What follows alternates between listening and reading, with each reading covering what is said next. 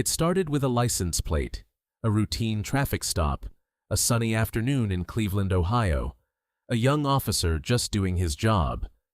But the man behind the wheel was hiding secrets, secrets that would take years and the work of DNA scientists to fully uncover. This is the story of Quisi Bryan, a drug dealer, a predator, and a killer. And it all began with a traffic stop, June 2000, Cleveland, Ohio. Officer Wayne Leon was 32 years old, a patrolman with his whole life ahead of him. On this particular afternoon, he spotted a car with an altered temporary license tag, a small violation. The kind of stop cops make hundreds of times a year without incident. He pulled the driver over near a gas station and stepped out of his cruiser. What he didn't know was that the man behind the wheel was Quisi Bryan, a convicted robber currently out on parole with an active warrant for his arrest on drug, theft, and parole violation charges. Bryan knew the moment Leon ran his plates, it was over. So, he made a choice. Bryan climbed out of his car, not with his hands up, but with a .45 caliber pistol raised. He shot Officer Wayne Leon in the face. Leon was killed instantly. He never made it back to his car. But Bryan wasn't the only one watching. A bystander, just an ordinary motorist, had witnessed the entire shooting. And instead of driving away, they did something remarkable. They chased him.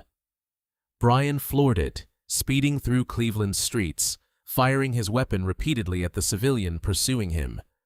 Most people would have backed off. This person didn't. They kept coming. Eventually, Bryan lost control and crashed his car into a parking lot. He jumped out and fled on foot, bribing a group of men he encountered to drive him somewhere safe. He was desperate now.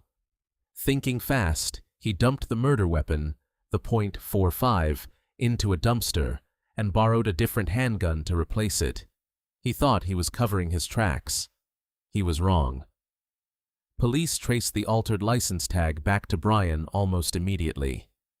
They got a description of a second car, one borrowed from his ex-wife, and began closing in.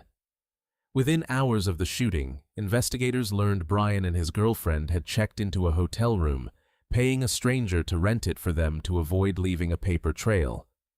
It didn't matter.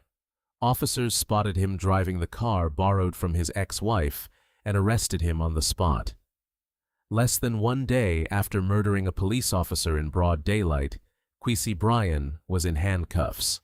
In November of 2000, Quisi Bryan was indicted and sentenced to death for the murder of Officer Wayne Leon. He was sent to Ohio's death row. And that's where investigators started pulling on a thread they didn't even know existed. DNA. In 2007, advanced DNA testing began linking Bryan to a string of unsolved abductions and rapes that had terrorized women across Cleveland throughout the 1990s. By 2013, the picture was complete. Bryan wasn't just a killer. He was a serial rapist. The crimes were chilling in their detail. In one case, Bryan impersonated a police officer to lure and kidnap his victim, a cruel irony for a man who would later kill a real one.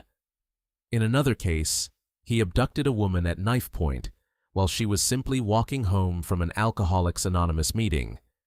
He dragged her to an abandoned house and sexually assaulted her. She later testified that she had been grieving the death of her own son when Bryan targeted her. He told her he would kill her if she fought back. He told her he would kill her if she went to the police. She survived, and decades later, she faced him in court and told the world what he had done.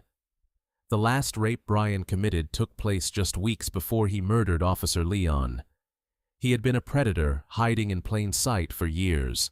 In 2007, Bryan was charged with the rapes of 4 women and received an additional 48-year sentence.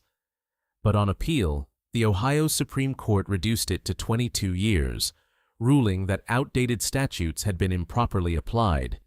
Then, in 2014, he was charged again. this time for the woman he'd abducted at knife point from that AA meeting. In a move that stunned the courtroom, Bryan chose to represent himself at trial. He attacked the victim's character. He questioned her alleged criminal history. He challenged the DNA evidence. The jury didn't buy it. In 2017, Quisi Bryan was sentenced to an additional 50 years in prison for that assault alone. As for his death sentence, it's had a complicated road. In 2015, a federal judge overturned it, citing the improper dismissal of a black juror during his original trial.